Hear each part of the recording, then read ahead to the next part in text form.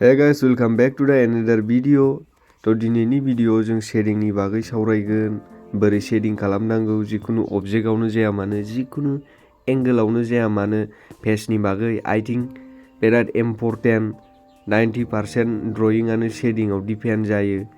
फार्स्टआवनो आं इउज खालामगासिनो दं HP पेन्सिल बेस लेयारनि थाखाय, जाहाथे नेक्स्ट लेयार होनो थाखाय इजि जायो प्रसेसा। ओंखायनो फार्स्ट लेयार होनानै लायोबा माने ओरैबायदि जायो, माने नेक्स्ट लेयार होनाय टाइमावहायो कनसिस्टेन्सि रिजाल्ट मोननो हायो। ओंखायनो फार्स्ट लेयार होनानै लाग्रोनाया गोनांथार। फार्स्टआवनो आं फरहेडखौ कभार खालामनो थाखाय HP पेन्सिल इउज खालामगासिनो दं।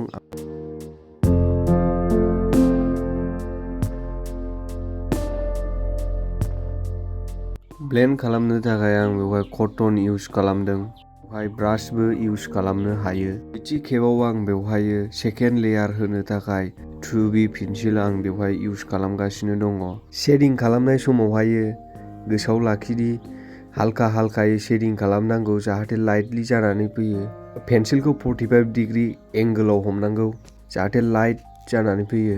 बेबायदियैनो सेम प्रसेसैनो एगेन एन्ड एगेन ब्लेन्डिं खालामलायबाय, पेन्सिल एप्लाइ खालामलायबाय। बेबायदिनो एगेन एन्ड एगेन रिपिट खालामबाय थागोन, जाहाथे स्मुथ रिजाल्ट मोननो हायो। फट'ग्राफखौबो मोजां अबजार्भ खालामनो गोनांथार, बबेहाय लाइट बबेहाय बांसिन डार्क बेखौ अबजार्भ खालामनानै लानांगौ।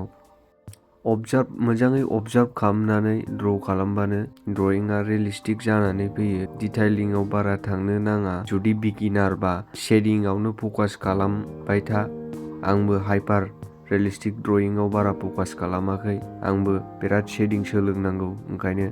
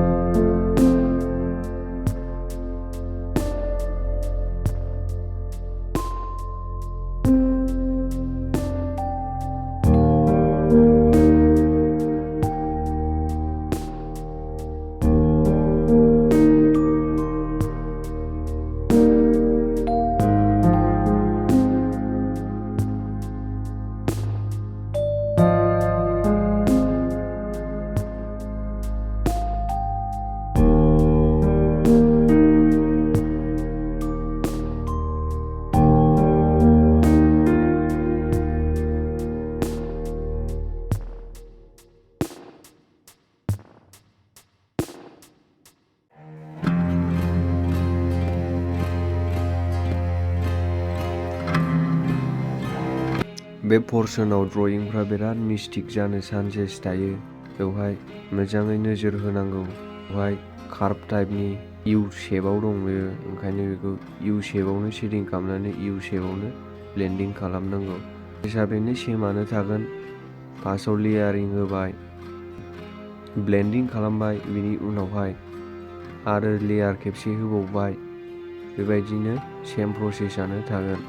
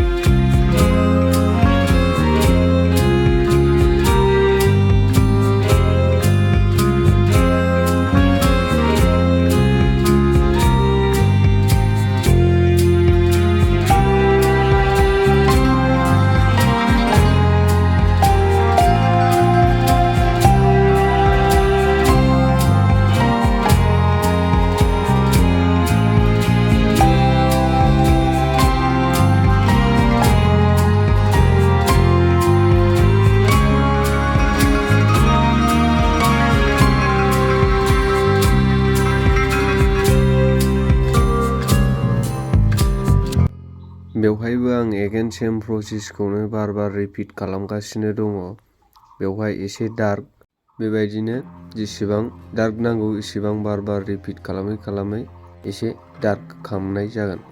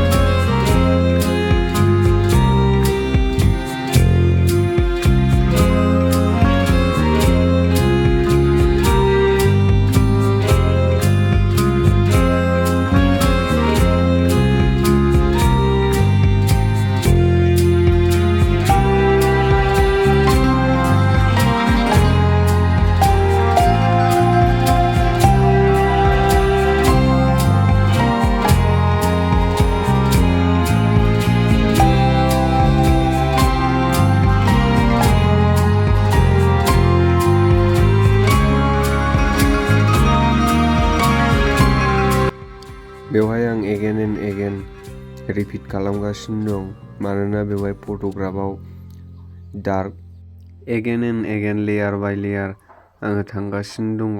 मेकानिकेल पेन्सिलजोंबो आं बेवहाय शेडिं होगासिनो दङ। मेकानिकेल पेन्सिलजोंबो आं खेबसेनो बेवहाय थाङाखै, लाइट टु डार्कसो थांगासिनो दङ मानोना बेयो मेकानिकेल पेन्सिला 4Bनि ओंखायनो।